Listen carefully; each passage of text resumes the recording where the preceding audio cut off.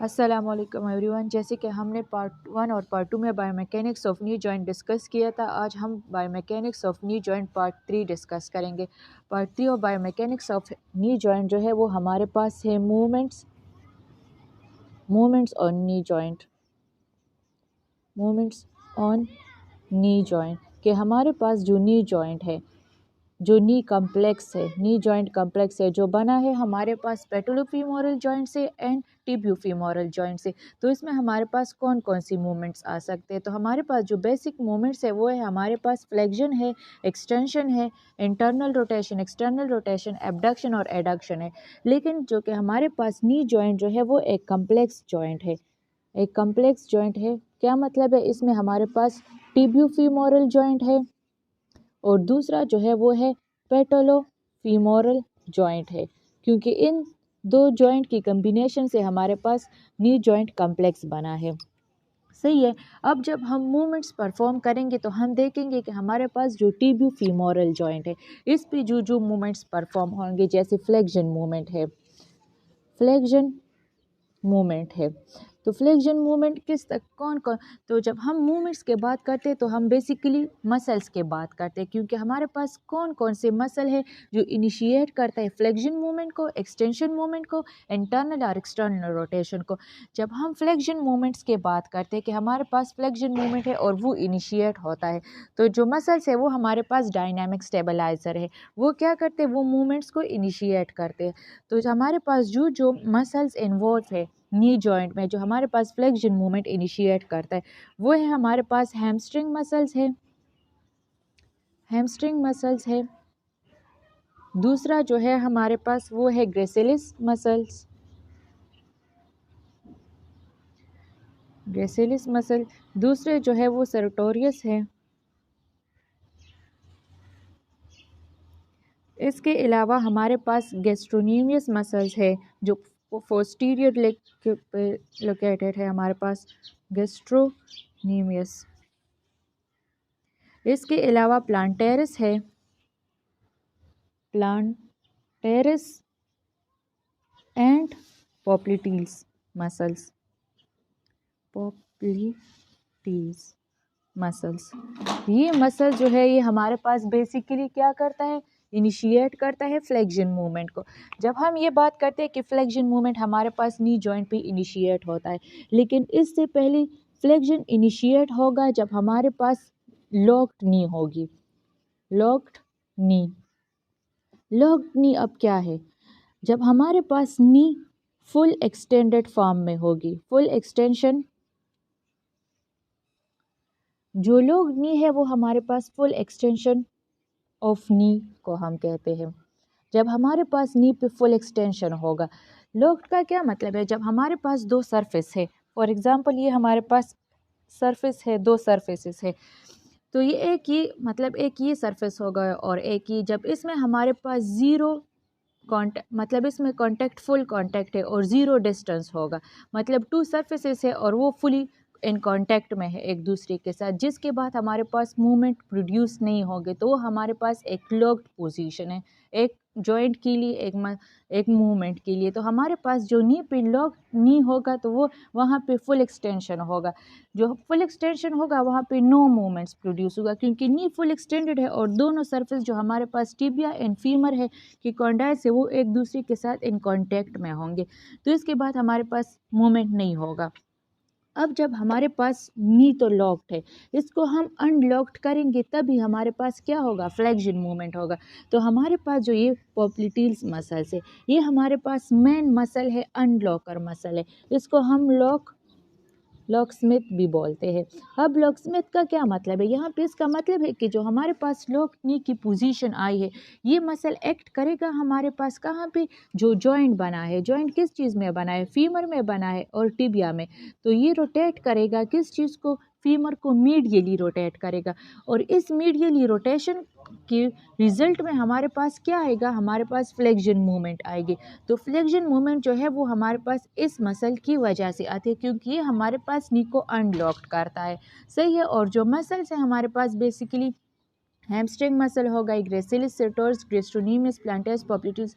ये मसल जो है ये हमारे पास इनिशिएट करता है कौन सी मूवमेंट को, फ्लेक्शन मूवमेंट को। ये था हमारे पास फ्लेक्शन मूवमेंट। अगर अब हम बात करें एक्सटेंशन मूवमेंट की, तो एक्सटेंशन मूवमेंट जो है वो भी हमारे पास नी जॉइंट पे अकर होता है। और वो हमारे पास कौन कौन से मसल्स करते हैं, तो वो हमारे पास जो मसल्स करते हैं उस अब मैं वो लिखूँगी। हमारे पास जो एक्सटेंशन मूवमेंट है वो हमारे पास डिफरेंट टाइप ऑफ मसल्स करते हैं। तो उसमें हमारे पास क्वाड्रिसेप्स मसल आते हैं, पेटेला आता है एंड पेटेला टेंडन आता है। सही है हमारे पास जो एक्सटेंशन मूवमेंट्स है।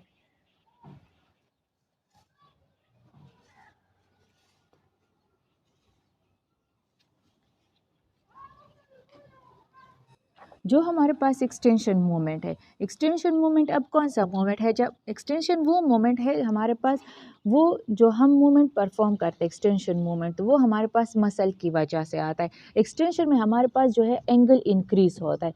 जब हमारे पास एंगल इंक्रीज होगा बिटवीन टू स्ट्रक्चर्स, तो हम कहते हैं कि हमारे पास एक्सटेंशन मूवमेंट है। अब हमारे पास जो एक्सटेंशन वजन दी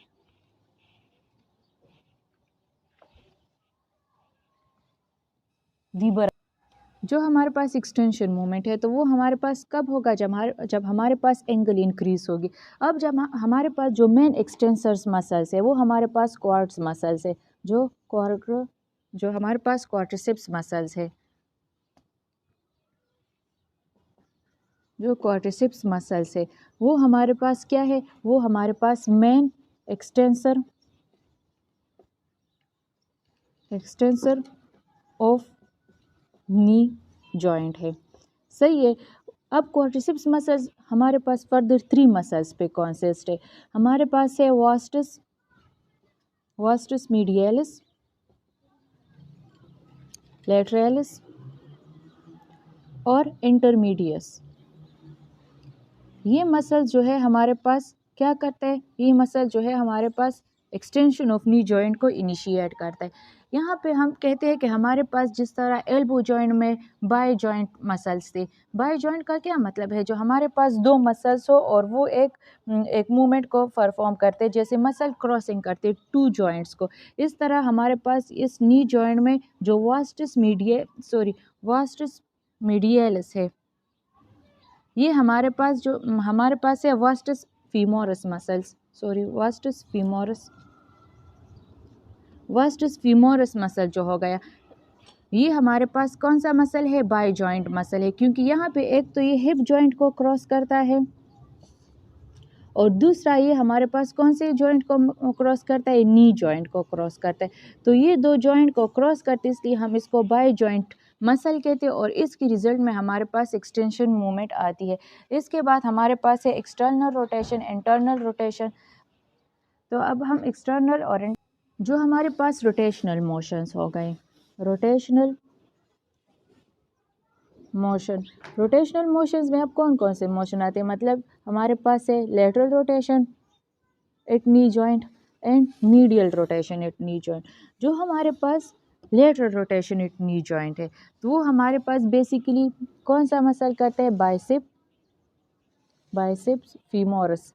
ये मसल जो है ये हमारे पास इनिशिएट करता है कौन सी मूवमेंट को, लेटरल रोटेशन को। और ये कितनी डिग्री पे होगा, ये हमारे पास 30 degree to 40 degree external rotation knee joint पे अकर होता है due to which muscle, due to biceps femoris muscle. अब हमारे पास है मीडियल रोटेशन। जो मीडियल रोटेशन है इट नी जॉइंट, वो बेसिकली 5 मसल्स की कॉन्ट्रैक्शन एंड रिलैक्सेशन की वजह से हमारे पास मीडियल रोटेशन मोशन आता है, हमारे पास किस जॉइंट में, नी जॉइंट में। वो मसल जो है वो है हमारे पास सबसे पहले है सीमी मेम्ब्रेनोसिस,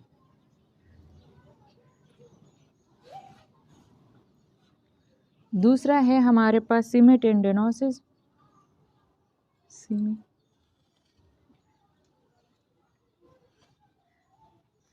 फिर है हमारे पास ग्रेसिलिस 3rd नंबर पे, 4th है हमारे पास सर्टोरियस और 5th है हमारे पास पॉप्लिटीज। ये 5 मसल जो है हमारे पास 5 मसल, ग्रुप ऑफ 5 मसल, ये हमारे पास इनिशिएट करता है medial rotation at knee joint. तो ये हमने पढ़ लिया कि हमारे पास मूवमेंट्स अकर होते हैं नी जॉइंट पे, लेकिन ये हमने किसकी रिलेटेड पढ़ा, ये हमने टिबियो फीमोरल जॉइंट की रिलेटेड पढ़ लिया कि टिबियो फीमोरल जॉइंट की रिलेटेड हमारे पास जो मूवमेंट्स इनिशिएट होते हैं वो है हमारे पास एक्सटर्नल रोटेशन है, इंटरनल रोटेशन होगा या इसको हम लेटरल एंड मीडियल रोटेशन भी कह सकते हैं। इसके बाद एक्सटेंशन एंड फ्लेक्शन भी होगा। अब इसके जो हमने मीडियल रोटेशन पर जो इसके एंगल मैं लिखना भूल गई, तो ये हमारे पास है 20 to 30 डिग्री। 20 to 30 डिग्री हमारे पास medial rotation at knee joint है, इसको हम इंटरनल रोटेशन भी बोल सकते हैं। जबकि 30 to 40 डिग्री जो है वो हमारे पास है एक्सटर्नल या lateral rotation at knee joint. सही है। अब हम मूवमेंट को देखेंगे कि मूवमेंट हमारे पास परफॉर्म होता है, लेकिन किसके अकॉर्डिंग, पेटुलो-फीमोरल जॉइंट के अकॉर्डिंग। जो हमारे पास पेटुलो-फीमोरल जॉइंट है उसके अकॉर्डिंग मूवमेंट्स को आप देखते हैं। अब हम मूवमेंट को किसके अकॉर्डिंग पढ़ेंगे, जो पेटेलो फीमोरल जॉइंट है उसकी मोशन के अकॉर्डिंग हम मूवमेंट्स पढ़ेंगे। जिस तरह हमने पढ़ लिया कि हमारे पास एक्सटेंशन मूवमेंट है और इसके अलावा हमारे पास फ्लेक्शन मूवमेंट है, तो ये दोनों हमारे पास किसके अकॉर्डिंग है, ये है टिबियो फीमोरल जॉइंट के अकॉर्डिंग। लेकिन जब ये मूवमेंट्स परफॉर्म होते हैं तो हमारे पास पेटेला जो है, पेटेला का मोशन किस तरफ होता है, पेटेला हमारे पास किस डायरेक्शन में जाती है, फॉरवर्ड जाती है, लेटरल जाती है, कौन सी तरफ जाती है। तो हमारे पास जिस तरह हमने पढ़ा था कि पेटेला एक ट्राइंगुलर बोन है जिसको हम नी कैप भी बोल सकते हैं। क्या बोल सकते हैं, नी कैप, क्योंकि ये हमारे पास नी और जो हमारे पास फीमर है और टिबिया है उस पे अपरली पड़ा हुआ है, तो इसको हम नी कैप बोलते हैं। जब हमारे पास एक्सटेंशन एंड फ्लेक्शन मूवमेंट होगी तो उस दौरान जो हमारे पास पेटेला है, जो पेटेला है वो मूव करेगा, मूव इंफीरियरली एंड सुपीरियरली। ये हमारे पास किस डायरेक्शन में मूवमेंट करेगा, इंफीरियरली एंड सुपीरियरली हमारे पास मूवमेंट करेगा। तो ये था हमारे पास movement at knee joint according to किसकी, पेटुलो-फीमोरल जॉइंट में। लेकिन जब और ये मूवमेंट जो करेगा तो इसमें ये जो जाएगा इंफीरियरली एंड सुपीरियरली, तो ये मोस्टली 7 सेंटीमीटर जाता है। सही है, 7 सेंटीमीटर या तो फॉरवर्ड जाता है या हमारे पास इंफीरियर आता है।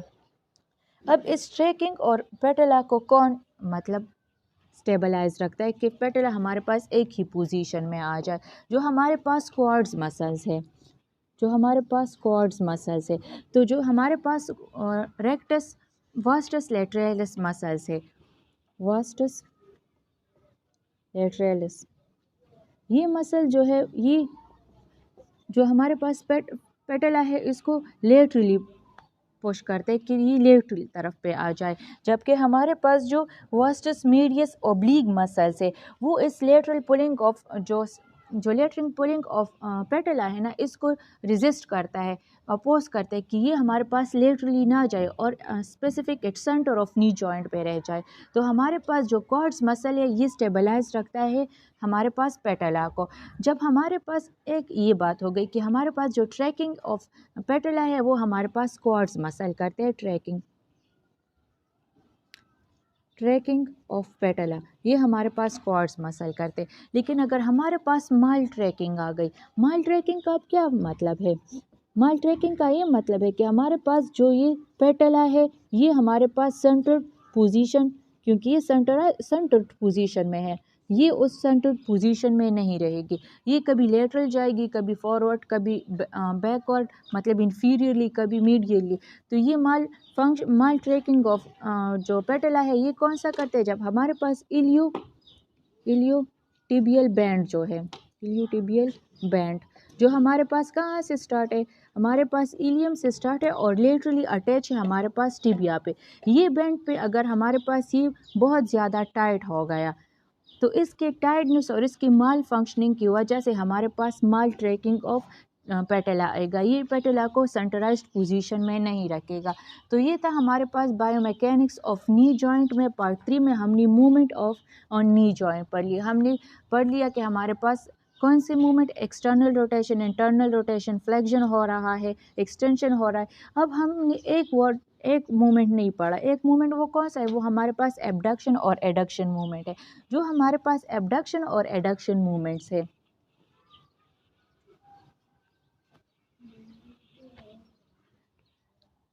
हमारे पास जो एडक्शन एंड एबडक्शन मूवमेंट है, ये हमारे पास पैसिवली, जो पैसिवली है ना, पैसिवली लेस परफॉर्म्ड होते हैं या स्मॉल और लेस परफॉर्म्ड होते हैं। ये खुद बहुत जो है बहुत कम परफॉर्म्ड हमारे पास नी जॉइंट पे होते हैं। एक एडक्शन एंड एबडक्शन ये खुद बहुत जो पैसिवली हम किसको कहते हैं, जो अपने बलबूते पे मतलब अकर हो जाए, तो ये हमारे पास बहुत कम परफॉर्म्ड होते हैं। लेकिन अगर हम इसको एक्टिवली परफॉर्म करें, एक्टिवली का क्या मतलब है, एक्टिवली का मतलब है अगर हम इसको एक्सटर्नल फोर्स के थ्रू ये मूवमेंट इनिशिएट करें, एबडक्शन और एडक्शन को, अगर या कोई फिजियोथेरेपिस्ट इसको इनिशिएट करें या कोई बाहर से कोई और एजेंट या कोई मशीन के थ्रू हम ये मूवमेंट परफॉर्म करें, तो ये मूवमेंट जब हमारे पास परफॉर्म होगा तो इस मूवमेंट को जो हमारे पास मसल्स है, ये हमारे पास फीमर है, ये टिबिया है, तो ये लेटरल और मीडियल मसल जो है, इस लेटरल और मीडियल मसल की कॉन्ट्रैक्शन की वजह से ये एक्सटर्नल एक्टिवली मोशन एबडक्शन और एडक्शन जो है वो हमारे पास रेजिस्ट होगा कि ये मूवमेंट हमारे पास परफॉर्म ना हो जाए। तो जिसमें हमारे पास मोस्टली मसल जो है वो हैमस्ट्रिंग मसल्स और इसके अलावा क्वाड्रिसेप्स, टेंसर